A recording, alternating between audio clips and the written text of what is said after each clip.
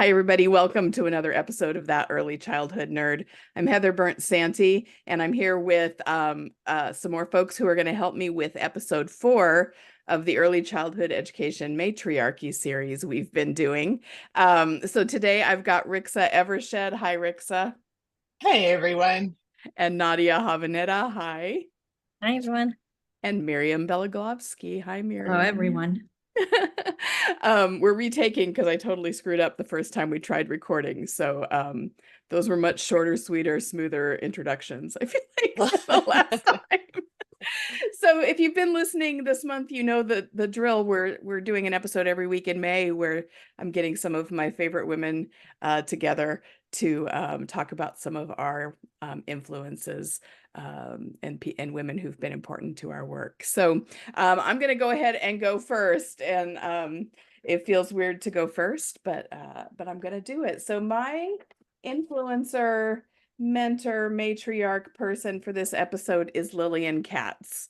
I discovered her pretty far into my career. I know that she has been just working for forever as a professor and a writer, and she was at one point the president of NACE, I think, and very involved in young children, the journal Young Children. She wrote 2 books that I have use often.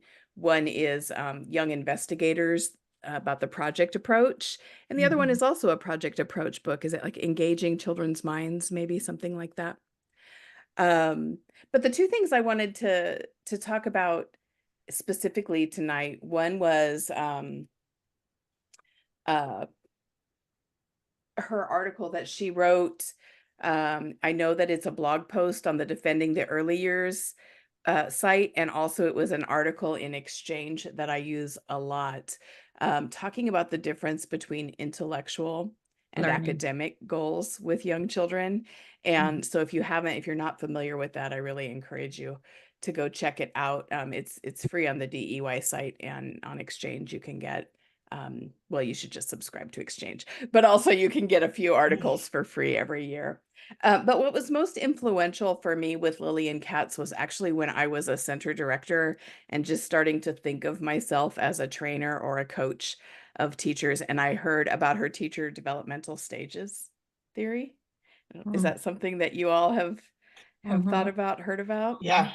So she talks about 4 stages, and the first is survival, mainly concerned with surviving. We don't really think about this. This might be even someone who has, just graduated or has a lot of experience with theory and thinking about things, but they get into the actual work and suddenly they feel like everything's on fire and they just need to get through the day. The second stage is the consolidation stage. So they take the things that they learned during the survivor stage and they are able to kind of settle down enough to start thinking about how that theory connects to what they're seeing every day. Third is the renewal stage. They start to tire of doing the same things and want to look for innovations in the field. And 4 is the maturity stage, where they're kind of comfortable with themselves as a teacher, and they're starting to ask deeper questions and look more deeply at things. So it was really just sort of interesting to me to have that framework to see and to use as I was working with the teachers who worked in the center where I was the director, how I needed to individualize for them the same way that I needed to individualize for children as much as possible. And she talks about how it's not linear. You may be in survival for a long time, or you may be in survival just for a little bit, or you may cycle around or bounce back and forth between some of these stages. Which was also, it's, of course, we say that for children. Why wouldn't that also be true for the grown-ups who are working with children? I find some of those concepts to be similar to what parents go through. I mean, you are handed this infant in the hospital and you're like, here you go, bye. Yeah. And all of a sudden you're like, whoa. And it very much is survival mode in those first few days and weeks as you're trying to figure out, like, not only am I building capacity to keep this this tiny thing alive. Yeah. But the skill building that goes with it. And I think in our world, so often you can tell the difference between a mom and a dad with the first child that's coming Right. through, That's the joke. their connection with the program and their questions that they're asking, and then the second and by the third one they're like, oh, you got it, Yeah. and so that difference, those different stages, I think apply very much that way as well. Sure, it just makes good sense. And not every teacher gets to maturity in when she's reading about this. There's that idea of you can have 30 years of experience, or you can have 1 year of experience 30 times if you don't ever really push or challenge yourself, or get to a place where you feel like you can be comfortable and feel safe enough to stretch yourself as a teacher and to be curious and look at things deeply and differently. I think too, Heather, that with all of the mandates and everything that we always talk about, I think that developmental stages of teachers has also been stunted in many different ways, because they're not given the freedom to be able to really engage in things that truly interest them. Yeah. Another parallel to children, right? If we're not letting them follow their interests and construct their own education or their own learning, that can be stunted. It's so similar. But one of the things, I think maybe Margie Carter wrote this actually, but one thing I remember reading was something about how just because we're polite enough and conditioned enough to think or to perform that I'm the silent listener and I'm learning from the person speaking to me from the front of the room, that's how we think it should happen. And I think about that all the time when I'm thinking about these stages. I think about it now with my students at the community college, because some of them are currently working in early childhood programs and kind of figuring this out themselves. I haven't heard of these, but I'm going to look them up for sure. As you were explaining them, Heather, I was thinking about my current role in organizing professional development opportunities, whether it's recommending workshops or webinars or having folks come into our center. And something that's happening is we have teachers in all these different stages that you're talking about. We have one presenter sharing some wonderful information, but how, and I haven't figured out the answer, do we modify it so that there's not that teacher who's like, well, we already did this when I was here 10 years ago, and I know how to do this, or I'm an expert at this. And then there's the new teacher who doesn't even know where to take it, or there's the teacher who's really excited and curious. So I'm still trying to figure that out. How do we meet all the teachers' needs when they're at all these different levels? And we want them all to be curious and excited. Yeah, she does talk about, like, in survival stage, here are some of the strategies that will be most effective for the adult learner. And if they're in the consolidation stage, of course, this is from the 72, I think is when this kind of came out.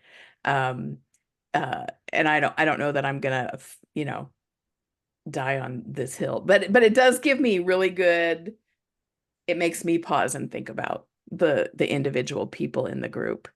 But I think it's very relevant, even if it was written before. Yeah. And I think it seems to play out in front of me all the time. So all the time. Still relevant. Yeah. I think that's the piece that we keep forgetting, that we're really standing in the shoulders of these incredible giants that have done so much work. And a lot of people are forgetting them. Yeah. And that's kind of where this idea started. Was I just wanted to do one episode about it, and then it happened to be April, and I was like, oh, May's coming, we could do this fun thing. But I think about it also, like, when because I get invited to go speak to groups and do webinars and all those things, and so I also think about it when I'm up doing those. I'm the person in the front of the room speaking to the people who have been conditioned to sit quietly and listen. And so there's, like, just a little tweak of discomfort sometimes when I'm doing that. I think too, and here's my other episode idea for this particular episode, Heather, is that, like, to Miriam's point, like, we have societally, we've lost trust in our early educators. And so that is also very restrictive to their ability to move out of some of these stages, because depending on where you are, where you work, you might be so confined that you aren't allowed to kind of think with agency and autonomy. And I mean, which fits right into the matriarchy idea as well, because, you know, it's very much a patriarchal approach. And I have to say, in many ways, it's very white approach. Yeah. You know, we don't spend enough time really talking about the contribution of so many incredible people of color that we should be looking into. And also the cross-pollination. You know, we sort of live in the silo of early childhood. Yes. But there's wonderful people that have contributed from other disciplines that we need to talk about. And I think some of that is almost more relevant to the daily work of living in spaces with children and our co-teachers and working with their families every day than necessarily, you know, Piaget's stages or Erickson's stages. You know, I'll get as nerdy about those things as anybody else, but when we think about contributions from other areas, or all these, like the women we've talked about in these episodes so far aren't all just studying early childhood or talking about early childhood. You know, on the one other episode Rixa brought in, we talked about the author of the Braiding Sweetgrass book, Robin Kimmerer. Is that her name? Robin Wall Kimmerer, yeah. And those contributions. So I think it's really the other thing that led to this idea was I'm getting ready to teach our child development class again, and I'm rewriting it. And thinking about how could I present information to my students about outside of this textbook, who else, and just kind of model looking outside for that cross-pollination, that who else is contributing to what's happening, because I think it's very meaningful and good for us to get off our, you know, take off our tunnel vision glasses and see the contribution of these other areas. Absolutely. Yeah. So I'm going to stop talking about Lilian for a minute, but I have to, for when this video version of this comes out, I ordered a book online, a used book. So I didn't see the book until I got it several years ago. It's a collection of her essays, and it's like the most 90s book cover ever in the history of the world. I would like to own that. Can you put it on the chat somewhere or send us a link? Yeah. Would Yeah, love I to will. own that. Yeah, it's really, she has a really great chapter in here about the difference between self-esteem and narcissism and the way we handle that in early childhood programs. Still relevant to the way I see those things. She really does a deep dive critique of the all about me theme. And it's like, it's amazing that all these years later, it's still I was really very relevant. fortunate at one AC conference. We were sitting having coffee with Janie McGuire Fong, in the lobby, and Lilian Katz walked by, and Janie got up and pulled her over, and she literally stayed with us for like 2 hours. Oh my goodness. Talking. And that to me was the highlight of the whole conference. I didn't care about any other workshops. I didn't care about anything else I saw. Just sitting with her was amazing. Yeah. So if you've never heard of her, Google it right now and find everything you can. She's so smart and still so relevant, I feel like, which is like, I appreciate it, but also it's sad that she's still so relevant sometimes. Yeah. Okay, Miriam, it's going to be your turn. Who did you bring to the party? Well, I had a hard time with this one because I have a lot of people in my life as a professional that mentored me, especially when I was going through college.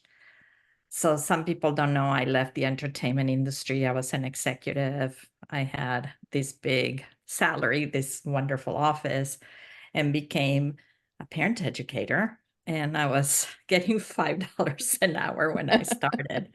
But I went for a master's and my life was turned around. So narrowing it down when I came here, I have to say that one of the people that really influenced me was Bev Bos. And I was very fortunate to see Bev both as a friend, a colleague, and a mentor. And my great niece and great nephew went to Roseville Community Preschool. So I actually got to experience her at all different levels. And her empathy and the depth of knowledge, what children or who children are, and the way she responded to them, it was incredible. Of course, all of the things that she has brought forward, I wish she would have published more. Yeah, me too. That would be one of the things. But she never liked to publish with publishing companies. She wanted to publish independently. But her brain was amazing. The things that she shared and the things that I learned from her, it's really made me a lot of who I am today as a professional, valuing play. The first day that I walked into the preschool one time with my great niece, and I was standing in the cart in the bicycle area, and she came up to me and she says, "Miriam, they're going to run you over and it's your fault." And I thought, okay. At first I was very shocked because I said, wait a minute, do we set boundaries for children so that they have that respect for the adults? And then I quieted down and I started thinking about it. And I said, she's so right. This is their space. This is the place that they need to be. And I think that was her biggest contribution to people, helping them see that the space that you're designing, the space that you're creating is for the children. It is not for the adult. That was just one experience. I have many others. From watching her turn a jacuzzi. The children wanted bubbles, so she took a gallon of bubbles and brought a jacuzzi motor. And all of a sudden, these big bottles are growing, and the children are running, and she's standing with a pile of towels. And as the children came out, she would wipe their faces, throw the towel in a bucket, and let the children go back. But she never lost track of any of the children that went in there. And that was, I think, the other thing I learned from her, that her ability to fight this idea of risk-taking and making the space safe enough for the children to be able to take the risk. And how she would tackle, the licensing entity here. Nadia's familiar with this, Title 22. And she fought them, in a very, again, her commitment to the children, her commitment to the families. It's something that I really treasured all of my life. I miss going out to lunch with her and she handing me an article to read, talk about cross-pollination. The last book she recommended was Tattoos from the Heart.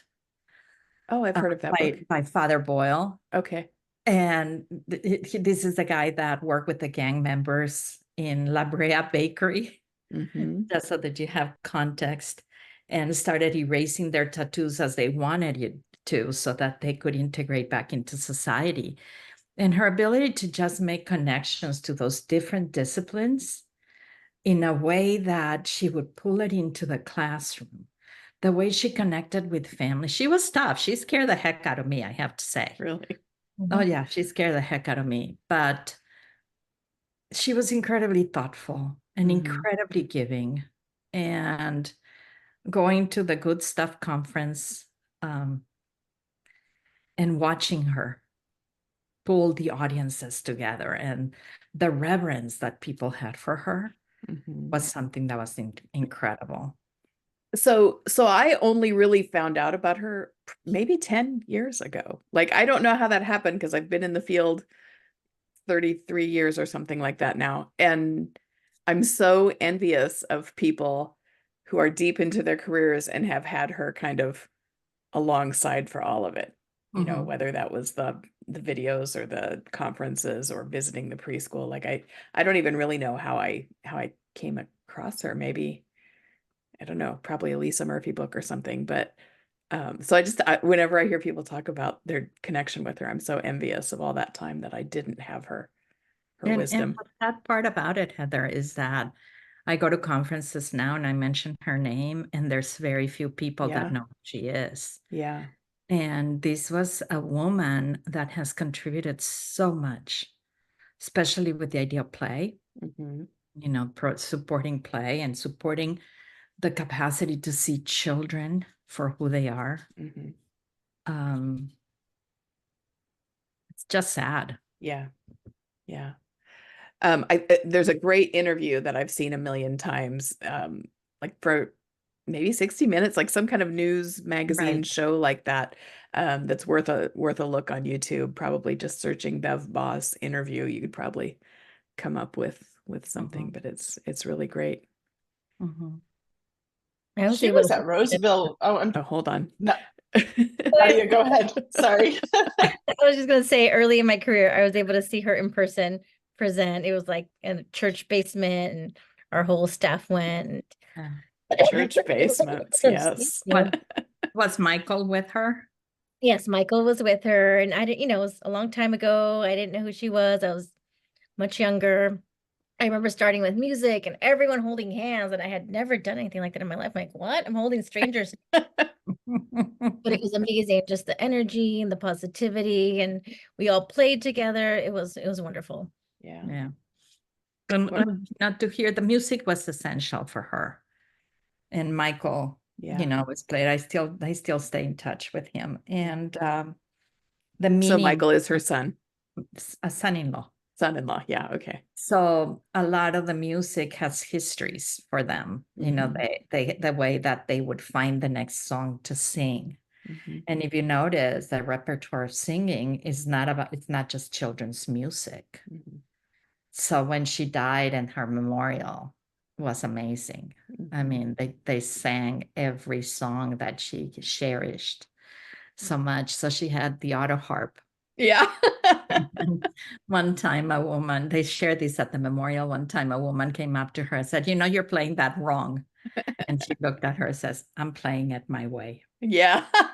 Nice. Yeah. So again, is that confidence that she Mhm. emanated for Yeah. children too, Yeah. and how she valued them to be who they are. Yeah. Rixa, do you remember what you were going to say? You've been waiting and waiting.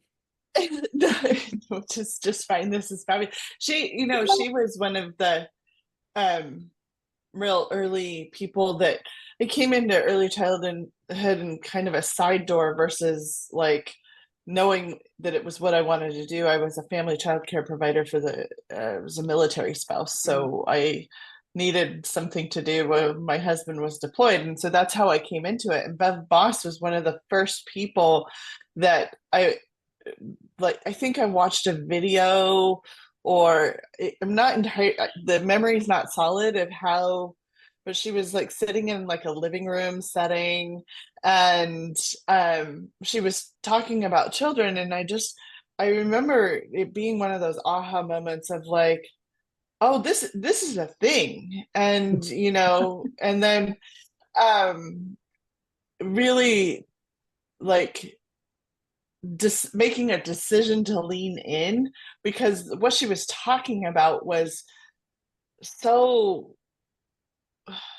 kind of what I intuitively knew to be true about children, but hadn't ever really heard anybody talk about it before. And she did. And so I and just her spaces with a lot of really, she would hold these conversations with these great thinkers in our field, and just similar to kind of what we're doing, only not on Zoom, right? But like they would talk children in a way that just really opened the window or the door to their capability and their humanity. I love And that. if you think, a lot of the says that we still hold dearly, that very few people allocate them to her, it's like if it's not in the hand, is not in the brain. That's her. Yeah. The child is a curriculum. That's her. So there's all these messages that she left us. And unfortunately, sometimes people attribute them to themselves instead of honoring where they came from. And she left us a big, big legacy. Yeah. In so many different ways. Yeah. She wrote, and I've talked about this many times on the podcast, she wrote an article called A Hallelujah Kind of Childhood. That just like, I think the first sentence is the word joy doesn't show up in a lot of conversations about early childhood. And it's like a one page and it's just like heartbreaking and true and beautiful. And I also keep using that one over and over. So thanks, Miriam, for bringing her in. It's Nadia's turn. Hi, Nadia. My turn. Thank you.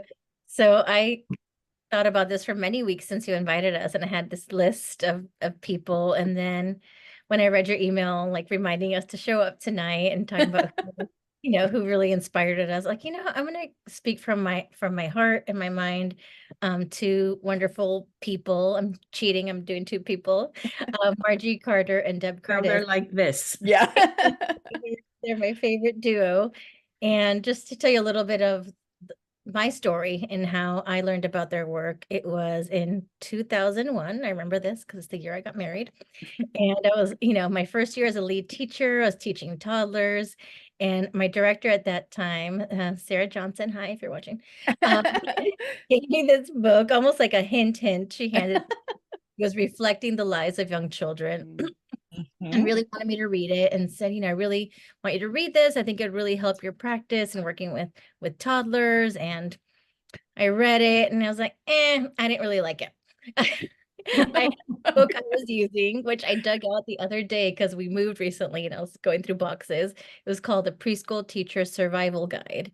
And it was one of those books where it just tells you everything to do. It has like the calendar. Here's what you could do this week. That's the one you were using? That's the one I was using. Okay. And, I would gather all my materials. I'd set it up. Okay, what am I doing next week? Okay. And I loved it. The children loved it. The families loved it. They were learning, one. And, anyhow, so I kept doing that. And then their new book came out, which was, I'm suddenly blanking out. I'll think of it in a second. Was it Art of Awareness? Nope, not the Art of Awareness. I'm blanking out. Designs for Living and Learning. Learning together with young children. Together with young children. Together with young children. I was just looking. I've got about 7 of them right over here. It's red. Did you look at the red section, Miriam? Yep. It came out, and there's a new teacher at our school, Mia Kowalka, rest in peace. And she invited me to study the book together and read it together. So I said, okay, she's new. I want to connect with her. Sure, I'll read it with her. So we started a little book club. And I ended up reading the whole book in one day with my little highlighter and my Post-its. And I ended up highlighting the whole book. And something in reading that book shifted where I wasn't okay, I need the recipe. Tell me what to do. Step 1, 2, 3. Like something about, wow, this is reflective practice. Like I want to be this kind of teacher. The book was all stories from real teachers about real children in the classroom, on the floor, like me, and how they paused to observe children, to see what they were interested, planned the curriculum around what they were observing and seeing. How it was just amazing. And I wanted to be that kind of teacher. So it was an immediate shift. And I just fell in love with that kind of work. And here we are a million years later. And I was able to meet Deb in person. We worked together with First 5, going to different classrooms and centers. We called it the Makeover Project. Helping them think about their environment. So I was like, oh my gosh, I get to meet Deb Curtis. And we really connected and aligned. I learned so much from her. She is my friend. She is my mentor. Again, she helped me transform my teaching practice, and she helped me write a book together. We wrote a book, Children's Lively Minds, about schema theory. Margie Carter. Yep, there it is. Right here in my schema box. It's out in the wild, Nadia. It's out in the wild. And then Margie Carter, she came to town and we did a workshop together. It was Margie and Deb leading it. with a bunch of teachers from San Francisco sharing their practice, their reflective practice. And Margie really helped me think about, because I was having a problem with following rules and licensing. I'm like, I want to do all this work, but there's Eckert licensing and they want me to do it this way. And Yeah. I'm a rule follower. What do I do? Really helped me to pause and think of how to do this work and show them, meaning Eckers and licensing, like this is how children learn.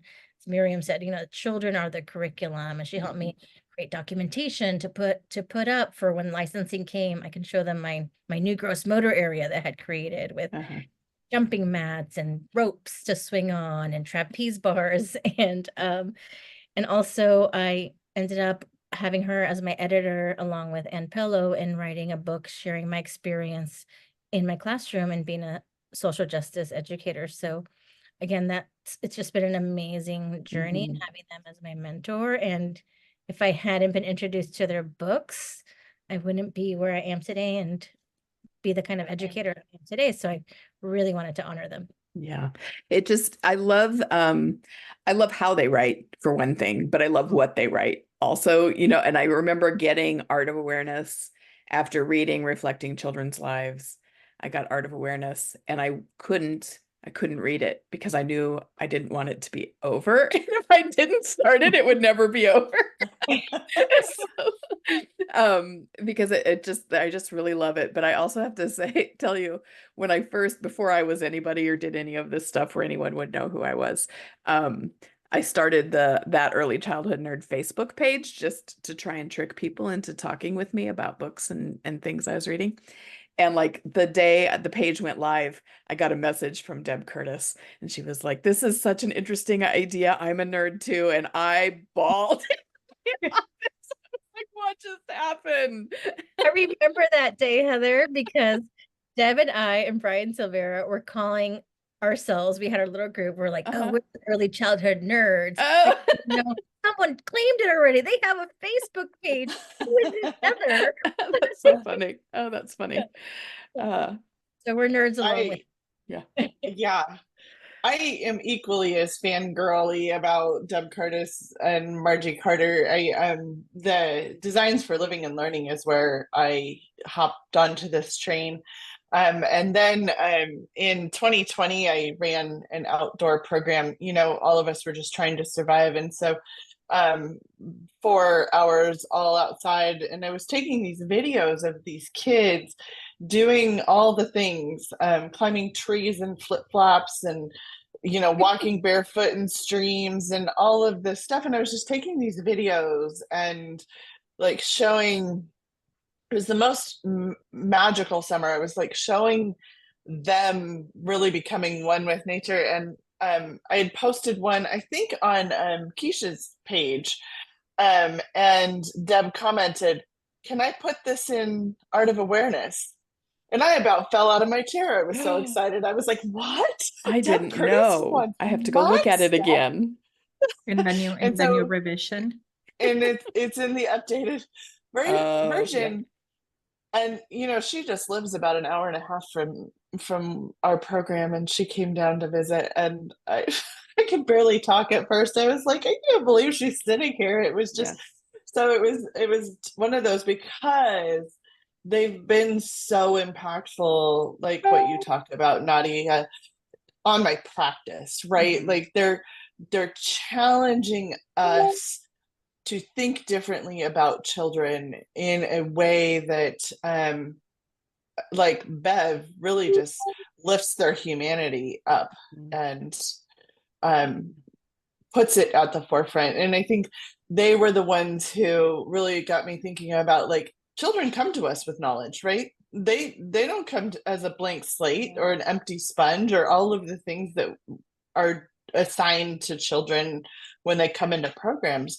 They come to us with knowledge. They come to us with a worldview. They come to us with all of these things that they can contribute to this collective reciprocity that we engage in early childhood spaces. And they were the ones, like you, Nadia, had said, like they brought that into my schema, my collection of knowledge. Yeah, they were, I mean, I learned a lot from them too. I I was co-authoring the book Early Learning Theories Made Visible, and I was in New Zealand with Margie. Oh boy. And Margaret Carr made a comment that we should kill all the white men. And here I am in complete disequilibrium, thinking, and I'm writing a book about Piaget and all of them. Oh boy. And I spent hours talking to Margie to decompress. And she just kept saying, well, you may want to rethink this. You may want to rethink this. Yeah, I yeah. didn't. I think it's still important, right? They just can't be it's the a good only book. I'm glad voices. we wrote it. Yeah. But it was a shock. You know, it's what really started me. My point being that for each one of us, I think the mentoring that we have received may be very similar to the people that have influenced us, but we look at it from a different lens and a different angle. Yeah. Yeah. And if we could capture that, would be amazing. I mean, I was listening to Nadia, and my question was, what about the book captivated you to the point that it changed your practice? Because that's what we need to be replicating. Yeah. No, I mean, just reading again, it was different because I was reading books I was reading the author's voice, which is fine. But in this one was different for me because it was Margie and Deb highlighting the voice of the teachers. Books I had been reading the authors were not teachers. So hearing the voice of the teacher, it felt like, oh, you see us, you know? So that I think is what captivated me, that they saw teachers and it was realistic. Here's what we can do together. And sometimes in other books I was reading, it might be someone who maybe once upon a time was in a classroom a long time ago, or maybe they weren't in the classroom. So that I couldn't connect with what I was reading. And so having that connection just made such an impact. Yeah. And I think also for me, it's the fact that it's the teacher's voice and the children's voice brought there in such a real way, and not just here is how to do X to children. It was, here's what we can know about children. Here's what you can know about yourself, and how can we bring this all together? Yeah. And Deb's still in the classroom. She went back in, right? She was out for a while. Yeah, she's still doing the research. I think for her, it's my sense is, Nadia, you know her much better than I do, but my sense is that it's like a driving need for her to be in proximity with young children, in all the best ways, right? Like they fill her bucket, to use a term that we use often. Loves her toddlers. Same. I'm a toddler girl too. That's an excellent transition to you, Rixa. So so who's your matriarch for this one?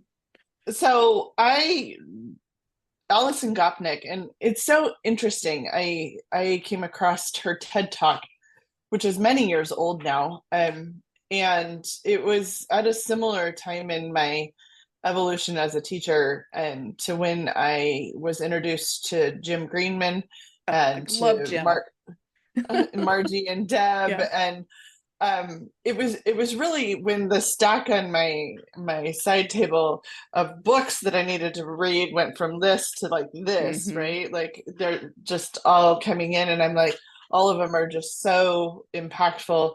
But I saw her TED Talk, and I had been working with 1-year-olds for a while, and so I was really aware, like, these kids are capable, like they're learners. But it wasn't until I heard Alison Gopnik talking in the TED Talk about how children are the R&D arm of the human race. Yeah. And research and development, like, if no one's knows what that means. Yeah. And 100%, I was like, yes, indeed they are, because they don't. She really just made visible the fact that they don't have those learned biases and boundaries. They just go at it, and they see what they see, and they build on the knowledge as they go and make these amazing connections. When I used to have on my table like just cans and the lids to the cans and magnet sticks, and they were just, I would set up a provocation where I built something up with them, and I was watching a 16-month-old one day take the lids, and if you put them just right at the end of the magnet stick, they would open like that. And then he'd close them, and then they'd pop back open like that.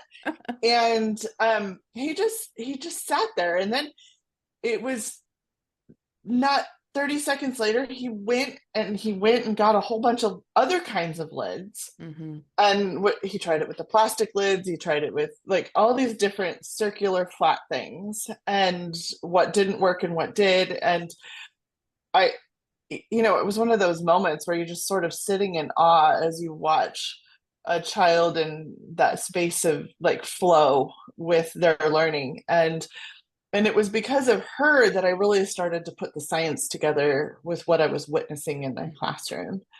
And I think her TED Talk is still really relevant today. I have The Scientist in the Crib, like anybody who's worked with toddlers know, right? They are smart, they are capable, they're learners. And then, the philosophical baby, The Scientist in the Crib, I lent out. Do you guys have this problem where you lend books out and you don't know where they go, and then you're like buying a new copy? Yes. Like, no. Or buying new No, copies because so that don't I lend can my loan them books out. out. Yeah, what, Miriam? I don't lend them out.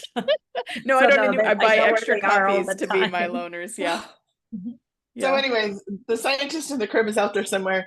Somebody hopefully read it and loved it and marked it all up, and so I'll need to buy a new copy of that. Yeah. And then her newest one, the gardener and the name is Carpenter. eluding me. Carpenter. Mhm. Thank you. It's Thursday afternoon and it's been a real busy week. Yeah. So like things are just flying out. But Yeah. she's a brain researcher. That's and a psychologist. That's what she does. And she's worked out of Berkeley for most of her career. And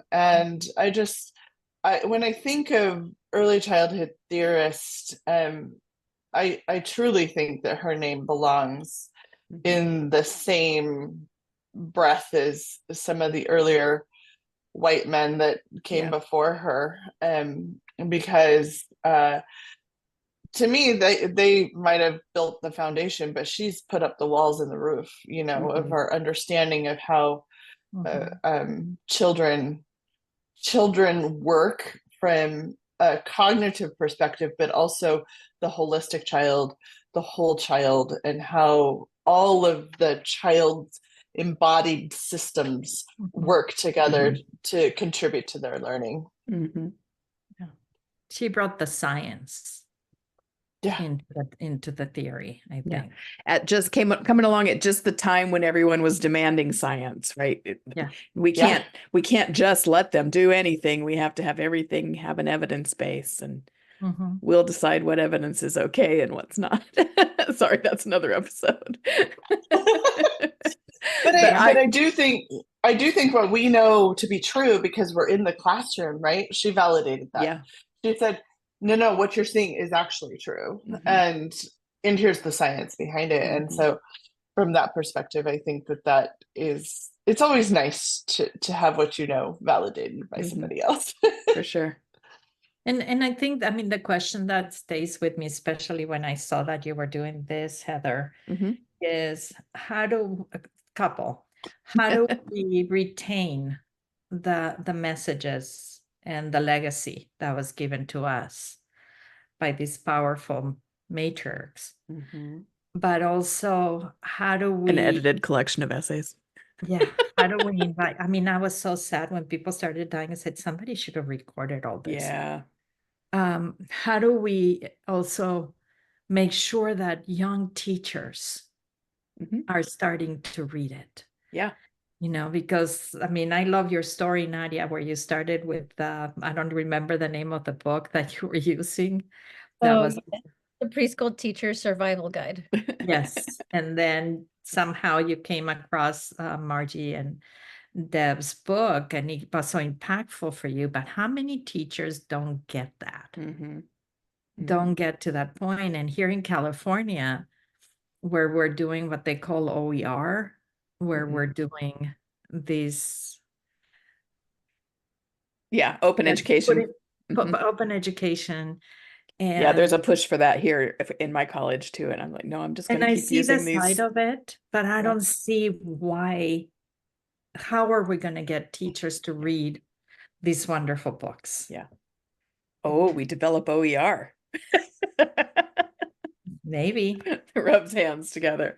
Maybe. I need another project on my pile right I now. retired, so I'm not for that, but Okay, all right. Well, maybe someone listening is going to spearhead that. And but it may not be a bad idea to yeah. really start looking at those wonderful essays, Mhm. putting Yeah. them together. And I'm Yeah. sure that some of them can be offered. Yeah. Yeah. Just a thought. Rixa, correct me if I'm wrong, but is Alison Gopnik person who would say that young children are social scientists? Yes. Her? Okay. Sounds like something Yeah. she'd say. Yeah. And I'm sure she has a lot to back it up with.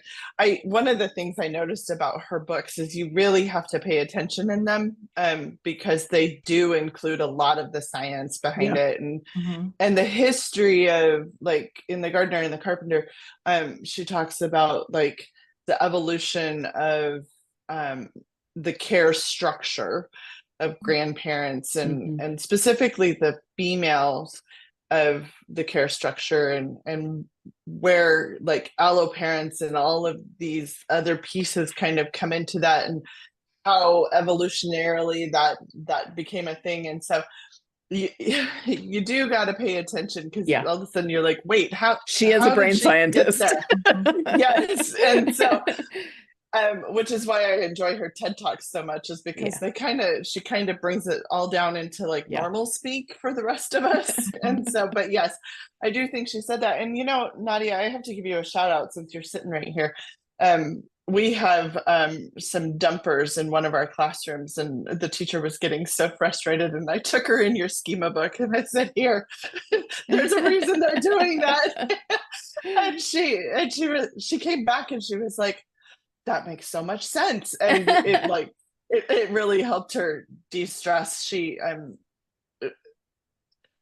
again, another episode, but we're seeing some delays with a few children in their stage of development versus their age. And in some of these cases it's pandemic related, and so just helping kiddos to experience what they want to experience, and remembering that perhaps the actual age written on the piece of paper doesn't match experiences that they might have had pre-pandemic and all the things. But I will say that it worked. She read it and she retained it, and I was like, oh, thanks. Yeah. It's the beauty of the schema lens. Yeah.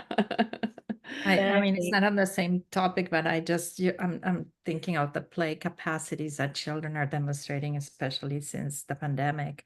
I just wrote a blog about how we adults don't understand children's play because the play we did is so different from the play they do today. And we're almost like walking into the space that we don't understand. Yeah. That's a big piece of the whole conversation, is that we've either forgotten play or we don't quite understand. Yeah. What are you doing, Rixa? It's the cell phone, it's the iPad, it's the screens. I see kids get picked up and they're reaching for their parents' iPhone as they're walking out the door. Yeah. And the organized sports. I mean, there's so much to it. Yeah. That is a whole other episode. Yeah. So I'm gonna see if we can wrap this up. Any last thoughts that you really hope to get in about your person, or watch Bev start a square one. Start at square one. Yeah. It's free on YouTube. Uh-huh. Yep. And Alison Gopnik's TED Talk. Okay. Got it. Yeah. Didn't mention this during my turn, but if you haven't heard of the thinking lens, please look it up. Margie Mm. Yeah. Curtis and Pillow. Yeah. Changed- Yeah, it's such a good tool. And I forget until someone says something and then I like post it and then I get, whatever. But yeah, that thinking lens is so useful. Mhm. Really. Yeah. All So right. Well, many nuggets. yeah. Thank you all for coming on and having this conversation. I really appreciate it. And thank you all for your just commitment to the children and the families and the teachers that all these matriarchs we've been talking about were committed to also. So I've loved this conversation. All right. Thanks. And thanks everybody for listening to another episode of That Early Childhood Nerd. Bye. Thanks, everybody. Bye.